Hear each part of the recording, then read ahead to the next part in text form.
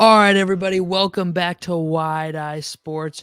We got Brenner on the mic hosting. We got our boy Riley, and we got Spoon back this week. Dalton is unfortunately still not with us, but we were able to get one of the two back this week at least. So we're always happy to have him. Thank you for joining us today. We got an action-packed episode for you. We're going to go everything from the MVP race, playoffs, who's supposed to be panicking right now.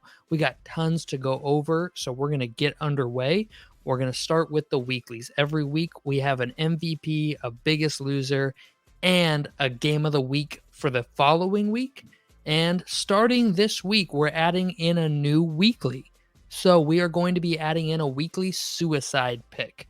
So what that means is you have to pick a team that is going to lose, and we're just going to keep track of who does best. Or pick a team to win, I apologize. And we're going to keep track of who does the best at the end of the season. Now, normally, you would start a suicide at the beginning of the season, and every team you pick throughout the season, you would no longer be able to use that team. So to make up for the fact that we are starting this midway through the season, we're going to eliminate all teams that are currently leading their division. And I have that list of teams right here. So that would be the Dolphins, the Ravens, Jacksonville, Kansas City, Philadelphia, Detroit, New Orleans, and San Francisco. So those teams are not allowed to be picked for the remainder of the season. And then we'll obviously add to that list here today with each of our own teams. And we'll keep track of it as we go along.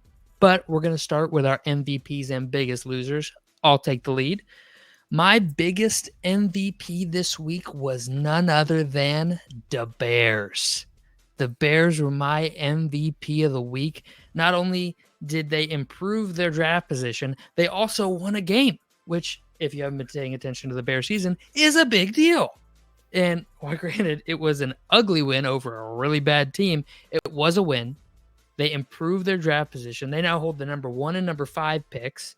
Like, they had a win-win situation this week, and they won big. So, good for them. It's been a season full of L's, so they finally get a W. Congrats, Riley. Love that for you.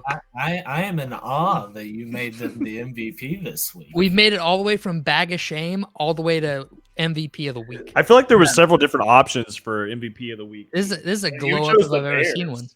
Yeah, glow up if I've ever seen one. No, and then my biggest fear was that we lose that game and then we're out of the number 1 pick. Like, at this point, the Bears have won too many games to have the number 1 pick. Well, and we couldn't be giving the Panthers another win. At this point, the only way we get the number 1 pick is with the Panthers losing. I think you have pretty good odds of that because they look terrible. And then my biggest L of the week is going to be Arthur Smith. This man is a joke. I mean, this dude, Bijan Robinson got like his first carry in a goal-to-go situation this season or something insane like that this week. I mean, aren't they putting him at punt returner now? I don't know. He's just a fucking joke. I mean, the Falcons are 4-6 with a loaded offense, full of weapons. Now, granted, they don't have a great quarterback. You know, they're questionable there. But the weapons they have, I mean, the weapons they have are elite level weapons all over the field on offense, and their defense was 6th in the league. I mean, this team should be winning football games. They're 4-6, and now they're in 3rd in their division. Like, this is, I don't know how he still has a job other than his dad's a billionaire. So, like, I mean, Riley, you got some MVP and biggest L's? Because, like, that's mine. That's all I got. Yeah. So, my MVP is the Houston Texans. Right, okay. Putting their name into playoff talks, led by C.J. Stroud. You remember last week I said that I did the prediction and that I had Texans making the playoffs over Jacksonville. Yeah, no. Yep. And right as of this moment, they hold the 7th seed on a Bengals team that had, I want to say, momentum their way with how they had been playing these last couple weeks. Were they at 5 straight wins? I think they were at 5 straight wins. That sounds about right. But for the Bengals, it was looking just like last season. Like they were going to finish the last half of the season strong and make a playoff run. But now they still might. They might. They just have to ran into it. It's much harder now. Yes. I agree. And And now for my biggest loser. This is kind of a two-parter because they were both in the same division. But my biggest losers this week are the Bengals and the Ravens. Now, I kind of just went over why the Bengals were my biggest loser, right? They just got into the 7th seed and now they're pushed back with a hard schedule left to go. Yeah. But the Ravens were 2 games ahead in their division, and now they are 1 game ahead with a real tough schedule. With the Bengals coming up next week. And if they lose that game, I believe Pittsburgh has the tiebreaker over them. Cleveland split games with them, I think. So I don't know how the tiebreaker goes there. But it is likely that the Ravens aren't leading their division at the end of next week. So that's why both of those teams were my biggest losers. I mean, I wouldn't say it's likely. I say it's possible. I would have Baltimore. I'm sorry. That is what I meant to say. Yes. Okay. I wouldn't say it's likely. I would have. I mean, I would imagine it's like Baltimore -4. So, home field advantage is 3. So on a neutral side, it'd be Baltimore -1, right? Mm-hmm. But an angry Bengals team, also an angry Baltimore team at home. I guarantee you, if you ask Baltimore, they feel they should have won that game. I mean, Cincinnati probably feels the same way, but one got beat by a rookie phenom. The other got beat by a division rival with a great defense. Both are strange cases, but I would be more pissed off losing to a division rival. Whereas if it was a rookie phenom, you'd be like, well, what you going to do? He did his thing. He's him. He's going to do his thing and have a great week. We just got to come back, be better next week. Whereas Baltimore's like, fuck you. We are the Baltimore fucking Ravens. But it's also a division game. And division games weird stuff. Are crazy. Weird stuff. So, Spoon, you want to go ahead? Spoon, you got one? So my MVP of the week is the Denver Broncos. Okay. So they're streaking right now. It's kind of fun to watch too because this team, now granted, they gave up 70 points in 1 week, right? In the last 4 weeks, they've only given up. Hold on, bro. Go ahead. Bro said they're streaking. They are streaking. They're streaking right now. And here's the reason why. Their defense has come alive. They have learned how to actually play defense. And they've only given up an average of 16 points in the last 4 games. Okay? They've also hit one of the toughest parts of their schedule, which is Chiefs-Bills back-to-back. And they came away with wins in both of them. Now, granted, the Bills obviously 1 penalty away from winning the game because Lutz did miss the field goal at the end of the game. Yep. But either way, it doesn't matter. A win's a win. They won. Yep. And it's fun to watch. I'm enjoying this. The Broncos are only 1 game back from being in the playoff race right now. Like, watch out. They're the whole up. AFC is like the whole AFC is so tight. Yeah, dude. it's like a 2-game from top of the AFC to like the Broncos is like a 2-game difference. It's crazy. Honestly, I couldn't give you a prediction on the AFC right now of who's going to make it or not because you got teams that look really good right now, and then you got teams that look really bad right now that should be looking better than they are, but they're losing to these bad teams. Jacksonville. That actually is an odd season. Like it is the way these top tier teams that were coming into the season, how it's actually shaping out is very odd. Spoon, you got a biggest L though, you were saying? Yeah, it's probably gonna be Jacksonville. Yeah, they got fucking shit on. They got shit on at home. Like this Jacksonville team they won 5 straight, and then they let the 49ers, who were already on a losing streak before. 3 straight. Lost 3 straight. They lost 3 straight, and they let them come in and just dogged them at home. Like that's just, Jacksonville had won like 5 straight. They were super hot. They were hot, and at one point, honestly, I was going to bring up if Jacksonville would have won last week, we'd probably be talking about how Jacksonville's probably one of the hottest teams in the NFL right now. Yeah. But we can't say that because the Niners just beat the shit out of them. It slapped them at home. At home, and it's like okay, like maybe the Jaguars aren't as dominant as we were thinking. Maybe they aren't streaking right now, but I don't know. The Niners kicked in their front door, grabbed their wife, and walked back out the door. Like it was just a non-contest. It was bad. I mean, the offense has to put up more than 3 points. Come on. Absolutely. Like that's just embarrassing. They literally scored the least amount of points this whole weekend. And it's embarrassing. When you have Trevor Lawrence at the helm, you should not be putting up just 3 points. I agree completely. With that, we'll move on to our game of the week picks. I'll let Riley charge us off. So, rolling along with my biggest losers, my game of the week is Bengals-Ravens. All right. This is a big game for both teams, and neither one of them, I think, can afford to lose next week. The Bengals trying to keep their playoff hopes alive. And the Bengals definitely cannot afford to lose next week. Yeah, Baltimore could afford to lose. They definitely don't want to because it makes their life really hard. But Cincinnati is like, and especially as tight as that division is, tight as that conference is. Yeah, the whole AFC, dude. I mean, I'm telling you, that is insane right now. Like, I'm looking at the playoff picture right now. The Chiefs are at the top at 7-2. And then you have the Broncos at 4-5. So 3-game difference between the top of the conference and the 14th ranked team in the conference. 1 through 14 is 3 games. Spoon, you got a game of the week?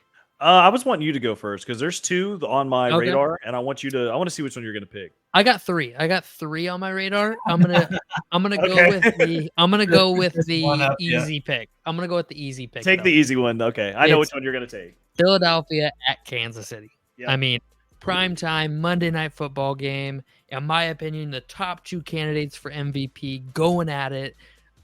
Maybe the 2 best teams, certainly last year and record-wise this year. It just doesn't get any bigger than this. You got the 2 teams that are at the top of their respective conferences with with the best player in the National Football League and the probably most hyped player in the National Football League. AJ Brown's playing great. He's come on strong. I mean, just both these teams, the Kansas City defense is playing better than it ever has with Patrick Mahomes. This is the best defense he's ever had. Like, they're statistically number 2 in points allowed. Like, I don't see a way this isn't a great game unless the referees just grab it by the neck and just throttle it. So other than that, I don't see a way this isn't a great, fun, entertaining Monday Night Football game. So I'll let Spoon go with that. So I'm going to lead off by saying that last week and maybe the week before, the NFL has really just sucked when it comes to primetime games and scheduling them. They have been awful. They've been boring. I've not been wanting to watch them. I saw that Riley picked his game of the week as the Thursday night football game. I see that Brenner has picked his game of the week as the Monday night football game.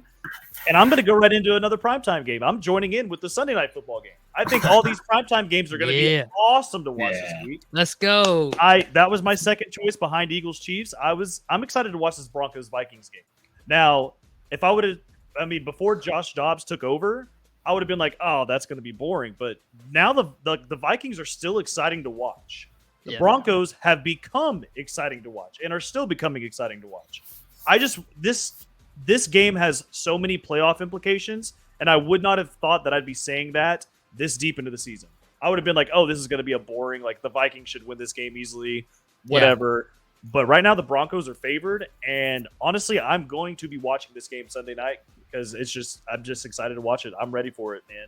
So a month ago, the Vikings have this game on Sunday Night Football, and then next week we play on Monday Night Football. And I was 100% for sure both games were getting flexed. I was like, no way we play back-to-back, games against the Broncos and then the Bears. Like, no way we're playing back-to-back primetime games. But people want to see Josh Dobbs now. People want to see Josh Dobbs. The Broncos are playing well.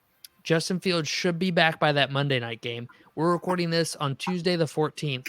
The league has till tomorrow to flex the Vikings-Bears game out of Monday night. And there has been no rumors, to my knowledge, of it getting flexed. So unless they do it tomorrow, which they still can, still possible. It would be, if you're listening to this when this comes out today, Vikings could play back-to-back weeks on primetime against the Broncos and Bears in a month ago. That seems impossible. Well, it also seems scary because Kirk Cousins in primetime, but now you don't have to worry about that. You got Dobbs in primetime. Hey, I ain't worried about Kirk no chains ever. Are you starting to warm up to the idea of Josh Dobbs as your starter next year? All right, let's squash this right now. Let's talk go back about just this. a little bit. I'm gonna say this with my whole chest. All right, I think Josh Dobbs has been playing amazing. Yeah, I just knocked it over. He has been doing phenomenal. The Pastronaut has been to the moon and back already, but I can't willingly right now be like, I want this guy for 5 years, 10 years on my football team. I need to see more because, I mean, we could be looking at, 2 games. Teams don't really know what they're going to do with Josh Dobbs. They haven't quite figured Josh Dobbs out. This weekend, we could go into Denver and put up 12 points, and they're like, Josh Dobbs is garbage. They figured it. They figured Josh Dobbs out. Vikings are smoked. Like, that could happen this weekend, and I don't know if it will, but it could. And until I see that doesn't happen, I'm not sure on Josh Dobbs for next season. I mean, I don't mind him as a bridge guy no matter what. Like, we draft a rookie, he's our bridge guy. Cool. But I would also like for Kirk to be our bridge guy. Why not just bring Kirk back? Like, That's all I have to say about that. We'll revisit this in the offseason. I don't really have, unless Josh Dobbs starting getting MVP hype and weird like that starts happening, we'll revisit this in the offseason. But with that, we're going to move on to our We're going to pick our teams. Yep, Okay. We're going to pick our suicide picks. So I- I'll lead us off, okay? I'm going to start my first week. First week is a suicide. I'm going with the Dallas Cowboys. Okay. I know Dalt would love to hear it. I know Spoon would love to hear it. They're hot. They're playing well. Their offense has been on fire lately. And I think they're going to get the dub. So, Riley? Appreciate it, man. You're welcome. I'm rolling with my MVP pick. I'm going to go Houston Texans over Arizona Cardinals. I like it. All right. So, I like it. that was one of them that I was looking at. There was 2 other ones I was looking at. I was going to look at the Chargers against the Packers, but it's in Lambeau. I was looking at the Jets and the Bills. That's a division game, and the Jets aren't that bad. But I'm going to go with the Commanders this week against the Giants, just because that Giants team is so bad. I am. Take a division game? I'm taking a division game, and I'm taking the Commanders. They're 9.5-point favorites. They should easily. They have the quarterback with the most passing yards in the NFL right now. Fair enough. I'm riding with it. The Commanders are going to beat the shit out of the Giants in Washington this week. I mean, I don't doubt that could happen. It's just division games are weird, man. We've said it 1,000 times on this show. I mean, division that games Cowboys Giants game was a weird division game last week. Well, yeah, they scored like 800 points on them. Like, teams don't normally get scored 800 points on in the NFL unless you're the Broncos. Hasn't the Giants Cowboys game between both games of the season, they've been beaten like 68-0? Yeah, so it was something like that. It was the Giants scored this week. Didn't the Giants score this week? It was 17 points, but it was like 89-17. Yeah, they didn't score the first game. The first one was like 42-0. Yeah, it was crazy. It's crazy. All right. With that, we're gonna move on here. We're gonna talk about some MVP just situation going on in the NFL. We each have a top 5 we're gonna get to. What's up? I was gonna say, do you care if I lead this? Yeah, go for it. Okay, I'm gonna start my little slideshow here. Let me share my screen with you, buddy. Out of the way. That's bright.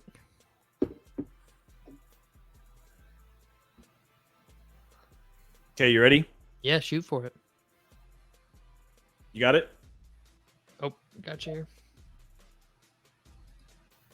Gotcha. All right, so let's just lead off with some player comparison. So, first of all, I just want to ask both of you, out of these 3 players, which one would you take right now when you're looking at their stats before you start guessing? Their stats. Completion percentage is all right there together. All right, they're the same. INTs are the same. Well, not among all of them. Yeah. Passing yards, you got. I know who 2 of them are. I think I know who all 3 of them are. Okay. All right, I mean, go ahead and guess it. But I just want to know which player you would take first. Which player I would take? Which one would you take? Probably, I feel like I'm getting baited because I think whichever one I choose is going to be Dak Prescott, and then I'm choosing the one in the middle. None of the three are Dak Prescott. Yeah, no, none of them are Dak. I'm choosing the one in the middle. You're choosing the one in the would middle. probably go far left. Far left. Okay, so you're choosing the first one. Brenner's choosing the middle one. Nobody is choosing the last one. Correct? Yeah. Okay. Yeah. So now, do you want to guess who they are? I'm gonna say the middle one. Actually, I'm gonna say the far end is Jalen Hurts. No. Oh yeah, the far right. Yeah, far right's Jalen Hurts. Middle's Patrick Mahomes. Yep. And then the left is Lamar Jackson. Nope. No. Too many passing yards.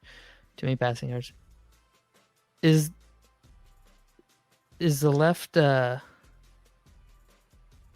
what's his name? Commander's quarterback. We were just talking about him. No, Sam Howell. Sam Howell, thank you. Yards. Is it? It's not. Yeah, Sam Howell actually has more passing yards than all three of these guys. Yeah. That's what I was thinking. I couldn't remember how many yards he had exactly, but I knew he was leading, so he was above those two. Tua, it can't be Tua, not enough touchdowns. Nope. You already said it's not Dak. All right, you give up? No. Yes. Is it Josh Dobbs? No. Damn it. All right, you ready for it? Yeah. Yes. Jared Goff. Wow. Jared Goff. Damn it. So I wanted to bring this up because I know that you're about to talk some MVPs, and I just wanted to show this little slide real quick because I know who two of your MVP picks are. I know that it's Patrick Mahomes and Jalen Hurts, and I did have a little conversation with you about this yesterday. We did talk about this, and you were like, "Oh yeah, well they're the quarterbacks because I was telling you that these quarterbacks don't even have the most yards, don't have the most touchdowns, don't have the most better completion rate than like anybody in the NFL. Like, why are they both leading the MVP race? Because they are the quarterbacks on winning teams. So why is Jared Goff not on here? Because he has more passing yards, a better TD to INT ratio than both of them, a very similar completion percentage, almost identical. Yeah. And he's on a 7-2 Lions team. Yeah. I'm just going to lead it with that. That's why what I think is helping Jalen Hurts is he has 22 total touchdowns. So let me put it this way. Team in the league. So Hurts. So Spoon, we talked about this, and I was like, save it for the podcast. We'll save it for the podcast so we can talk about it there. And so I did some right here on this page. I did some research, and in the past 23 NFL seasons, so that would be 4 times has the MVP not had a bye the first week of the playoffs. So only 4 times has it happened. The other 19, they had the bye. Those 4 were Adrian Peterson, 2,000-yard season, Peyton Manning, who got beat out for the 2 seed by a 13-3 Titans team. Okay. Steve McNair in 2003, and then Marshall Faulk in 2000. Those are the only 4. So 2 of them were running backs. One of them, it was one of his 5 MVPs. And then the other one was one of the biggest flash in the pan seasons we've ever had in Steve McNair. And that was actually a co-MVP year with Peyton Manning, in which Peyton Manning had the bye. So I don't see a non-quarterback winning it this year. So that's off the table. And I don't see a Steve McNair, crazy flash in the pan, like, wow, this dude's so unbelievable season happening. So unless one of these 2 teams, I think whoever wins MVP will have a bye in the first round, the wild card round. They will get the bye that week. So that's why Jalen Hurts, Patrick Mahomes right now are my favorites, because they're both getting the bye. Okay. So that's my number 1 thing. Number 2, total yards matter to me. I think total yards in today's NFL matter. So rushing yards matter. Patrick Mahomes has 2,700 total yards this season, leading the MVP candidates. Obviously Sam Howell, but he's leading the MVP candidates. Jalen Hurts has 22. Patrick Mahomes respectively has 17. Tua has 19. All 3 MVP candidates. I mean, totals matter to me. Like in 2005, if Peyton Manning had 2 rushing touchdowns, nobody would have added those in. They would have just been like, yeah, he had 29 touchdowns. He didn't have 30 when he had 29. Now I think that matters with guys like Jalen Hurts, Lamar Jackson, Josh Allen. Those guys rush for a lot of touchdowns. So I think it matters, and you have to take it into consideration, and rushing yards for that matter. So that's why a guy like Jared Goff, who is in a phenomenal scheme with tons of talent around him, I would argue that he has the best run game behind him out of those 3. Now, obviously, I think Eagles have the best O-line, but I think as far as run game talent, I think that Jared Goff gets the nod. Would you agree?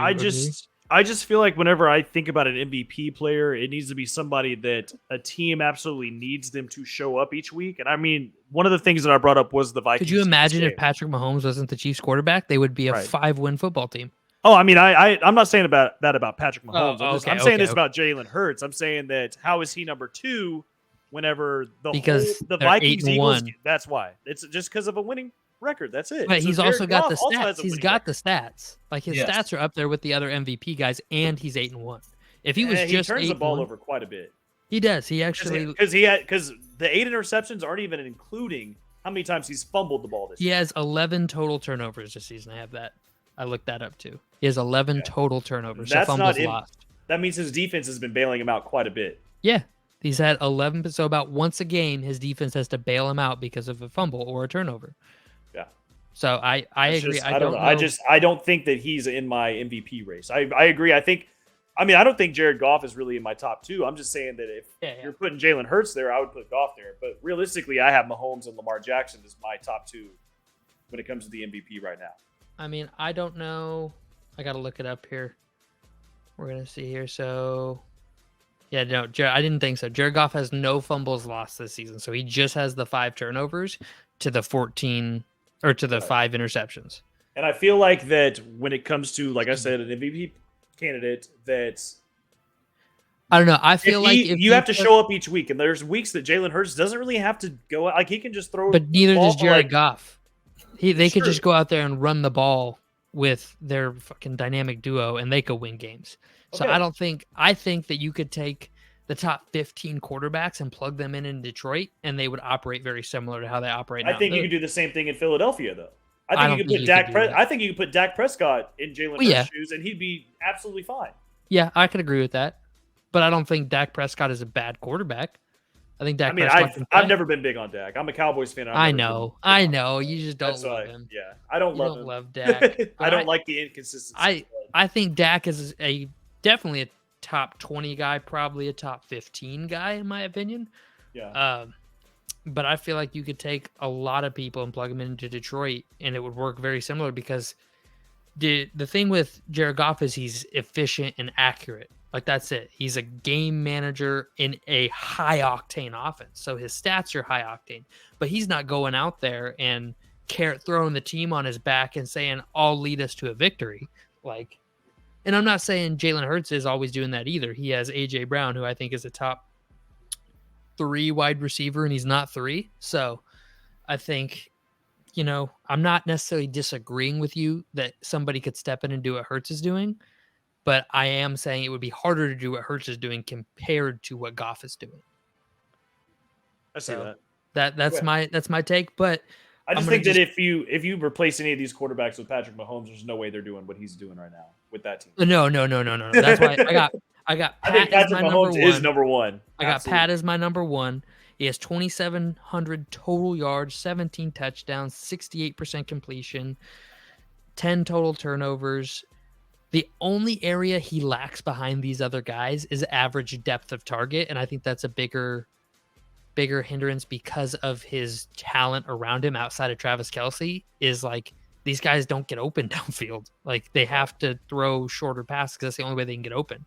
So I have Patrick Mahomes at number 1, Jalen Hurts at number 2, Lamar Jackson at 3, 2 at 4, and my 5 is actually Joe Burrow. Because up until this past week, and even this past week, he played awesome, but this defense got, 31 points put up on him? Like, he went down the field and scored when he needed to in the end of the game, and then his defense let up a score on the other end as time ran out. So, he did his part. His team didn't do theirs. So that's my top 5. Rather, you got a top 5 for us? Yes. Candidates? So at 5, I've got Dak. At 4, Lamar. 3, I'm going Josh Allen. Oh my God! Still. Okay. So you want to get into it? Brenner, Record matters. Record matters. If you're not in the playoffs, you're not winning an MVP. So do totals, and he has not when you don't have a record. Than they matter anyone together. else. If you take them separately, they don't matter. It's when they're together they matter. Hey, I'm just saying. I don't think there is a quarterback that is putting up better stats than him. And they're losing. Yeah. Yes. They're a 500 football season. Quarterback wins is not a thing. It is though. It is a team game. I hate quarterback wins too. Kirk Cousins has been plagued by quarterback wins his whole career. Like that is, I agree that's dumb. But the AP press, when they vote on who is the MVP of the National Football League, they take that into consideration at like, a 4 out of 10 level. Like that's a big chunk of it. Hey, 35 to 40% of what they weight the MVP on is, were they a winner? But continue with your list. 2, I have Mahomes, and 1, I have Hurts, only because Hurts is second in the league in total touchdowns.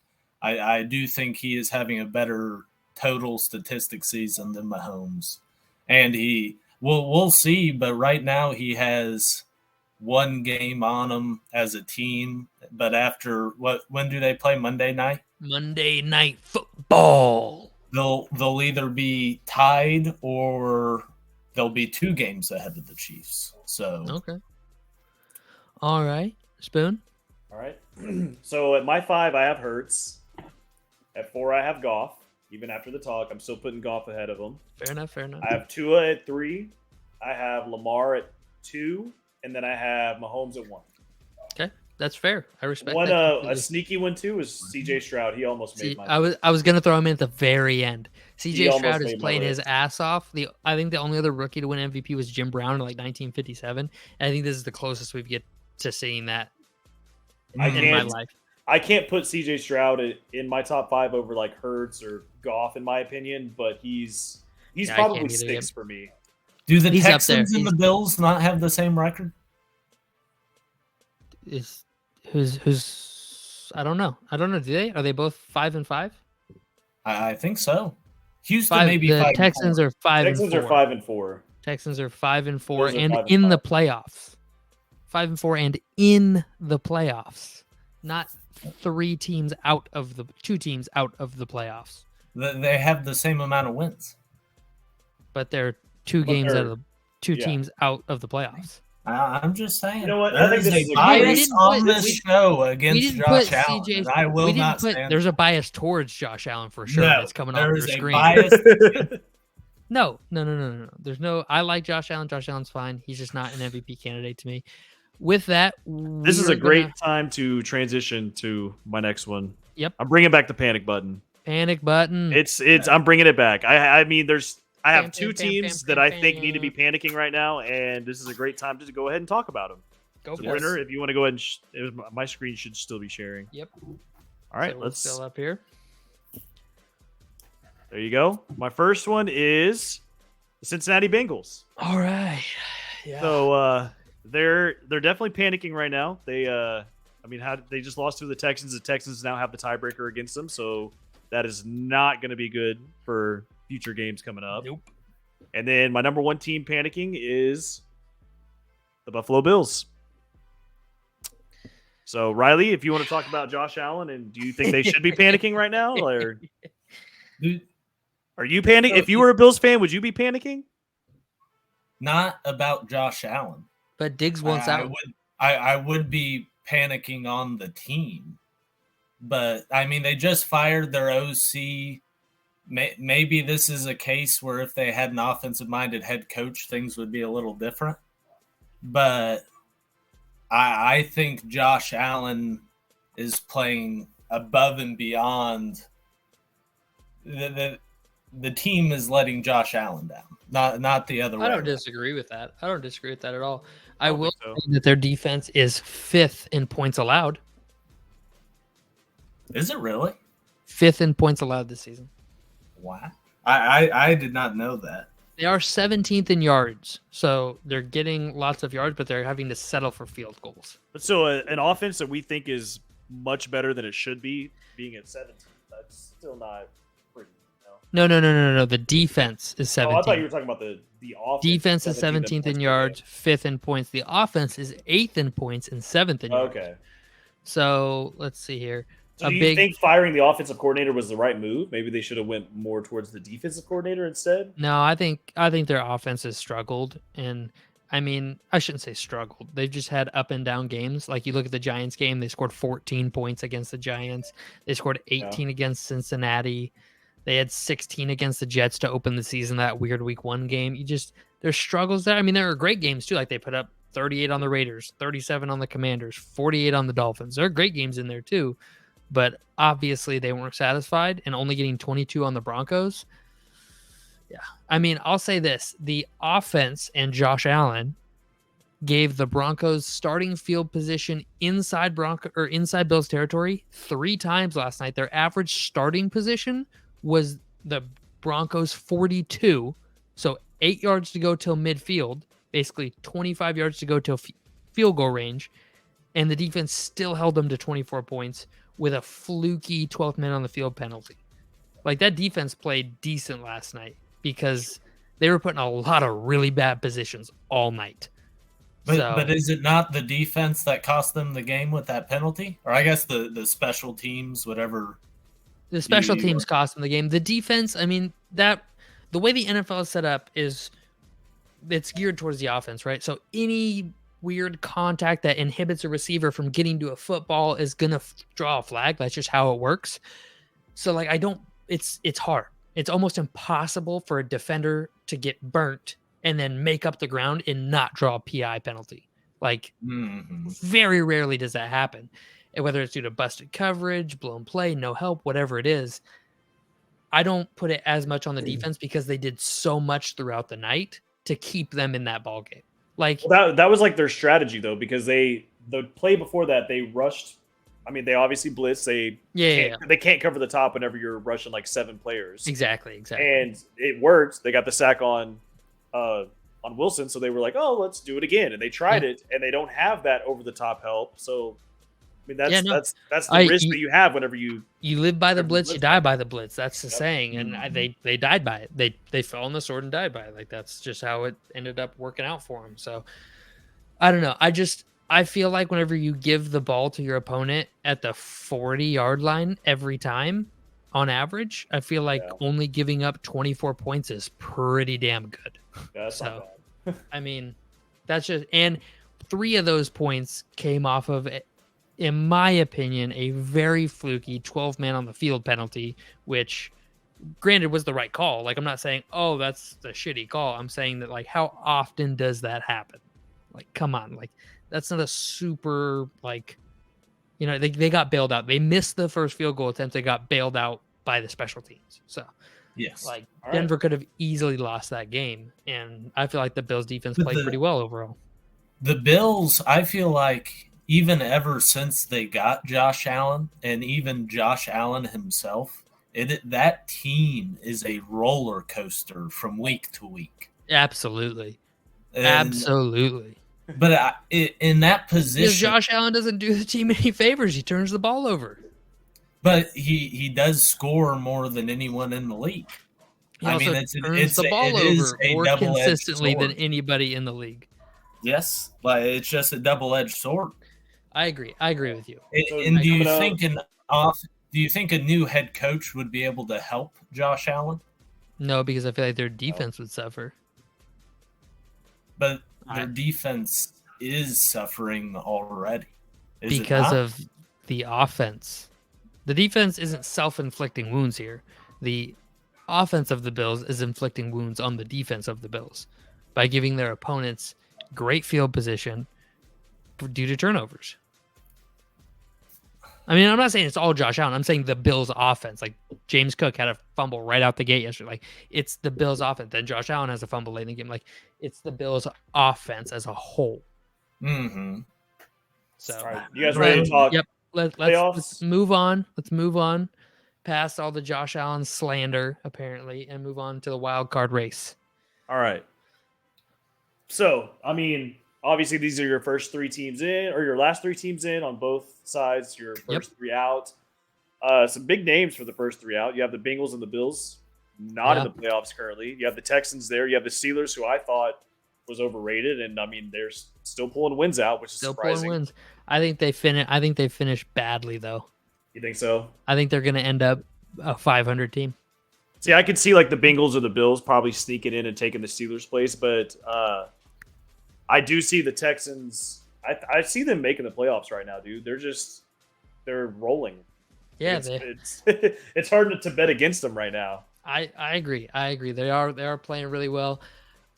I honestly, I think both the Steelers and this is a little farther up, but the Jags both finish out poorly, and okay. I think the Texans and the Bengals are the 2 teams that end up making this playoff. So do you think the Jags make it as a wild card team?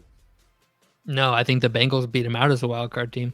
Ooh, okay. I think the Bengals beat out the Jags, and the Texans win their division. That leaves 1 wild card spot. Yeah, because you said the Steelers won't make it. So who's your 3rd wild card team? Is it the Bills? Do you think they turn it around? No. The Bengals would take the Steelers spot in the wild card. Okay. And then the Texans beat and then out the Jacksonville Jags. falls out of 4, and the Bengals slide up into 4. That's 2 teams out, 2 teams in. But the first the Jags 4 don't are make division leaders. You said the Jags don't make the playoffs. Yeah. You don't think they make it in as a wild card? The Jags and the Steelers don't make the playoffs. But the Texans are already in, so they can't replace the Jags by being in if they're already in as of right now. Oh, I see what I'm saying. Sorry. Yeah. Sorry. So you're missing a last a 7 seed. So I was. God, who did I have here? Hold on, I'll tell you who I had. I could see the Bills like possibly sneaking in as that 7 or 6 as seed. my 5, 6, 7 in the AFC. I did a simulation where I picked all the winners from here on out. I have at the 5 seed the Ravens, the 6 seed the Chargers, the 7 seed the Bengals. Oh, so you think the Chargers? That's what it was. Okay. Yeah. And then in the NFC, I had the Cowboys, the Vikings at 6, and the Seahawks at the 7 seed. So basically, you're just switching out the teams that are already in the AFC or the NFC wild card. Yeah. I'm right now. The Seahawks, the Cowboys, and the Vikings all make it, which I think that's pretty accurate. I think the Commanders, the Bucks, and the Falcons is the first 3 out in the NFC is reasonable, but the first 3 out in the AFC, it's kind of tough to watch. It's very hard to see. I don't think the Commanders have a chance to finish the season very strong. The Bucks do technically hold the tiebreaker over Minnesota because they beat us head to head. So that could be troublesome for the Vikings, but I think they aren't the Bucks only a game back from the Saints. Well, let's see that. No, the Bucks are 2 games back from the Vikings. They have 4 wins. We have who has the tiebreaker with the Saints and the Bucks? The Saints and the Bucks. Because if the Bucks win the division, they're at the 4 seed. Right now, the Buccaneers have the tiebreaker, so yes, they're basically 1 win behind them, and then they would move up to the 4 seed. Yeah, they would move up. Yeah, so yeah, they could. I mean, the Bucks could definitely sneak in and knock the Saints out. Absolutely. But I just don't think that there's going to be 2 playoff teams from that division. But they would sneak in as the 4 seed, not the 7 seed. Yeah. Because the Bucks are right now. I guess it's only 1 game back from the Vikings since they have the tiebreaker. I had the Bucks as the 4 seed in my simulation. Okay, so you think the Saints fall off then? Yeah, I have the Saints and the Falcons both finishing 8 and 9, and the Bucks at 10 and 7. Okay. I think the Bucks are the best team in that division, best team. So I think they managed to pull off a close division race and make. I don't know, man. Did you not see Jameis out there throwing across the field touchdowns? Like, no, I missed that. When did that happen? I just think it's cool because I know I missed the pod last week, but the week before I had the Vikings as the 7th seed, and we were literally talking about Kurt getting hurt and how I don't know if they're going to stay there, and here they are, still there. Here they are. I know you don't want to talk about the Vikings. We ain't going yet. We ain't going yet. We might be after this week or next week or Yeah. sometime. But we ain't done yet. It's definitely cool to see, man. We're still here. I'm happy for you guys. Thank you. I appreciate that. I appreciate that a lot. It's been a wild ride this season. But that's all I got for you guys. All right. When Well, it comes to the playoffs, we're gonna take a little step back here in time, and we're gonna revisit a little top 10 action this week. Ooh. All right, Revisit? Well, we passed over the weeklies, so we're gonna go back to the weeklies. Oh, I got you. My bad. So I'm gonna throw it up on the screen right here for those listening at home. On the border, receiving votes, we have the Vikings, the Bengals, and the Texans. And then I messed up with the color coding this week, so I'll have to fix that. But the Seahawks jump up from on the border to the 10 spot. The Jags come in at 9, dropping 5 spots from last week after their loss. The 49ers jump 2 spots, jumping up to number 8. The Cowboys jump a spot up to number 7. The Browns jump a spot up to number 6. Dolphins jump. Lions jump at 4 and 5 respectively. Then we have the Ravens at 3, falling 2 spots from last week's number 1 overall. And then we have the Kansas City Chiefs and the Philadelphia Eagles at number 1. I think the Chiefs and Eagles moving were more of a product of the Ravens' loss versus them getting better because they had buys, obviously. Right. I'm going to go ahead and say this. Usually I ask you guys what your thoughts and opinions are, but I'm going to start it off. I think the Lions are way too high, man. Way too high. I think you the switched. Lions against the Cowboys. I think the Cowboys win that game. Lions against Niners. Lions win that game. Lions against Jags. Lions probably win that game. Lions against Seahawks. They probably win that game. But like 6, 7, 8. I think 5, 6, 7, 8. I think all those teams beat the Lions in Detroit or in their respective stadiums. So the only comeback I would have to that is that the Lions beat the Chiefs. So they beat them without Kelsey or Jones, though. That's 2 or 3 of their best players. That's like beating the 49ers without McCaffrey and Bosa. And they can beat winning teams. They can't beat winning teams with their starters playing. That's the only winning team they've beaten, and they didn't have 2 of their 3 best players. So I could see, personally, I think the Dolphins should be above the Lions here. Yeah. But I don't think the Browns. Personally, I still think the Browns are too high. I don't think the Browns are better than the Cowboys. I don't think they're better than the Niners. And they have the best defense in the league by a mile, and their offense can move the ball. They don't have a quarterback. I still don't think that they should be that high. I see that. I think I had them at like 9 or 8. But I also don't think that the Niners should be below the Cowboys. How did they have the same exact record? But that's because the Niners beat the Cowboys. Lost 3 straight. I get that, but the Niners beat the shit out of the Cowboys. Yeah, they did. I think the Niners should move up a spot above the Cowboys personally, and I think the Dolphins should move up above the Lions. The Browns should probably just move all the way back down to 8, and then they just beat the number 3 team. The Browns, yeah, but that's a division game. That's true. Games are weird. It is a division game. So that's I do believe division games are weird. I think this is the first week that we've had like 3 teams on the border, though. Yeah, it's in a while. It was definitely a weird week, and it was huge for teams like Chiefs and Eagles not playing. For the Ravens to drop down. Here's my thing. The Lions can't beat winning teams. The 2 winning teams they faced, other than the Chiefs, who were missing their most important offensive skill player and most important defensive player, they're missing both of those guys and got beat by 1 point. So it's not like they went in there and throttled them. Okay. They've gotten beat at home by the Seahawks, who are not a world beater of any sort. And then they got throttled by the Ravens. Every other team they've played has a losing record as of right now. So, like Riley pointed out last week, the Dallas Cowboys haven't beat anybody of a winning record. Like, why are you giving Detroit these props for doing even less? Yeah, I mean, I guess I see that. I don't know. I look at the record too. I'm just like, okay, like the Cowboys did lose to a shitty team. Obvious, there's bias involved here. I'm sure everybody will scream bias. But the Lions have only lost to good teams, though.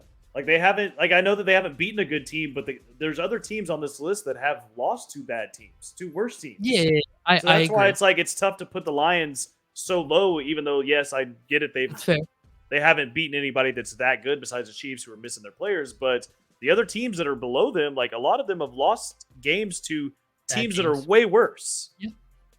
I will agree with that. 49ers included, Cowboys included, Jags included. It's just so weird seeing the Lions on a top 10 power ranking. I think it's taking time for it to settle in with Brenner. They are exactly who I thought they were. They are a phenomenal offense with a bad defense. Like their offense is carrying that team. Mm-hmm. Like they've had good defensive games, but that defense is bad. Don't get me wrong. And they're putting up points, but it's not like they're throwing it all over the field. No. They're a very balanced, efficient offense. Yes. They are a phenomenal offense. Their offense is carrying the team. If their offense has a bad game, they're not going to win. End of story. No. I'm also going to end on my note is that I don't know how the Bengals got to vote for the top 10 after losing to the Texans. Like I feel like everybody should be putting the Texans over the Bengals right now. But yeah, they did. Everybody did. Everybody did. Okay. But I don't know who in this top 10 they would put the Bengals. I don't remember who it was, but there was one vote for them. Okay. So one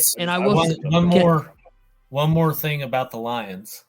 Yep. So aren't they top 5 in rushing yards? Let's find out real quick. I'm sure they are. Give me 2 seconds here. Lions. We want their 2023 season. They are in the league rushing. They are 3rd in yards, 3rd in attempts. Oh, no. Sorry. 5th in attempts, 4th in yards. Let's look at their defense. 5th in yards, 4th in attempts. I want to say going into last week, the Bears defense was top 5 in rush yards given up. Like they gave up the 5th least amount of rush yards. Yeah. So I think that game could be interesting because one of these things has to go, and more than likely it'll be the Bears defense will give up 200 rushing yards. But it will be a test on what the Lions do if they can't run the ball. I think they could throw the ball if they needed to. They have plenty of offensive weapons to throw the ball. I don't think that'll be an issue. We'll see. My last thing I'm going to say about the Browns. Like, you say whatever you want about the Browns. Their number 1 defense is obviously balling out, but their offense is 11th in points. They have a top 15 offense and the best defense. So I just don't know how you slide that team. But all right, with that, we're going to wrap that up. We're going to move on here to rapid fire questions. Unless anybody has anything else they need to drop on us. All right. So, Spoon, I'm going to ask you this question. Worst team in the NFL right now, New England or Carolina? Carolina. Gosh, I think it's New England? I got to go New England, man. Carolina, it makes sense. They're both awful. I mean, but the Patriots lost at home to a Washington team who had just fire sailed their team. Yeah, but Washington has been able to put up points. They're an odd team. They've had a lot of close games against good teams. It's a really weird team. They played the Eagles close one week. Like it's a division game. I know, but it's still like okay. The Cowboys beat the shit out of the Giants. It's a weird. Also a weird game. How many other teams have thrown up 80 on the Giants? Like, you know what I mean? They're just All right. Spoon. Are the Bills a cooked goose, or can they bounce back from this and make a legitimate playoff run? Dude, I'm gonna lean towards cooked goose. I mean they can turn it around, make a playoff run, but they need something to change and fast. I said it 2 weeks ago that this Bills team needed something to change, and it hasn't happened yet. They're running out of time. They better figure it out quick. All right, Riley, I'm gonna let you talk on this one. Is Dallas the real deal? Can Dallas? So the way I look at it is when I did the schedule prediction after this week's games, Dallas would pretty much have to win out to take over Philly's spot. and like beat Philly out for the division, get a 1 seed type thing, and that would make Dak Prescott an MVP candidate in my opinion. Does Dallas have what it takes to pull something like that off? Do I think they go into the playoffs with the 1 seed? No. Could I definitely see a Philly Cowboys NFC championship? Yes. Okay. All right. Thank you. All right. This one's for each of you. Spoon, I'll let you go first. Riley, I'll take you next. If you could snipe one player from any team, non-quarterback, to add to your team currently, who would it be? Spoon, go. Oh. I would take Christian McCaffrey for the CMC. Cowboys. I think we need a running back. I think we need a better bell cow running back, and that would just solve all of our problems because I don't think Tony Pollard is the answer. I don't think he can do the 3-down back deal, and I just think a running back would honestly help us out so much more. So. Riley, for the Bears, who are you taking? Man, I'd probably go Justin Jefferson. Yeah. This like DJ Moore he's an okay 1, but I think he is a superstar 2. Yeah, and absolutely. The O-line's halfway coming together. They're kind of young, and our running back rotation's doing good. I mean, you can throw a dartboard at the defense. We could really use anything anywhere, but I'm surprised you didn't go like Myles Garrett. No, because I think even in his, I guess it was his second game, but you can tell Montez Sweat is opening things up for the other guys, and he still had like 8 pressures. We had a season high in sacks in his second game. Now it was only 3. We only had 3 How many sacks. does Sweat have? Hey, but he is opening things up for other guys, and I think that's all he can do at this point till we get more talent on the defensive line. See, I'm lucky because I believe in my Cowboys defense already. So I just think it's a little bit of offensive I have help absolutely no faith in my Bears defense at all. Yeah. I have faith so that's in why I don't have to go with Myles Garrett or TJ Watt here. Like I trust in Micah. I trust in everybody on that. But defense. could you imagine one of those two across from Micah Parsons? Oh, dude, that would be insane. I agree. I know. Exactly. But or JJ across from CD Lamb. Well, I was gonna go ahead and tell you that if I didn't take a running back, I probably would have went with like Tyreek or Justin Jefferson just to help out. Give us some more weapons on that offense, and then we'd be unstoppable. All right, next one up. This is for both of you again. Who is your coach of the year pick? Riley, go. If you had to pick one coach for coach of the year, who would you take? Definitely not Matt Eberflus. Man, this is tough. Spoon, you got somebody? I have one that stands out. I mean, I feel like it's a favorite between us. It's Mike McDaniels. Yeah, Mike McDaniels. With me, it's between him and Dan Campbell. But I personally think that Dan Campbell. I love Mike McDaniels Tice so wannabe. So this is halfway. I am now going to reverse the question on you guys. Who is the Texans head coach? Romeo, not Romeo Cromwell. The linebacker. He was drafted by the Texans. God, why am I forgetting names today? I am brain farting all sorts of names today. Give me 2 seconds. If they win out and win the division and all that, is he not coach of the year? Marco Ryans. Yeah, D'Amico Ryans. Yeah. Thank you, Jesus. If they win the division, is he not coach of the year? I think he makes a strong push. Let me ask you this: if the Vikings win the division, is Kevin O'Connell in play for coach of the year? Oh yeah, I'm gonna say yes. After starting 0-3 or 1-4. But how many games back are they from Detroit? Detroit would have to have like a mini meltdown, wouldn't they? No, they wouldn't. The Vikings are at 6-4. The Lions are at 7-2. Oh, so you're only a game and a half back. And we played Detroit twice. Yeah. The Vikings are really in control of their own destiny right now. Like if we want the division, it's there. We just have to keep. Detroit's going to keep winning, and they have a game against the Cowboys. They have us and the Lions both have easy schedules.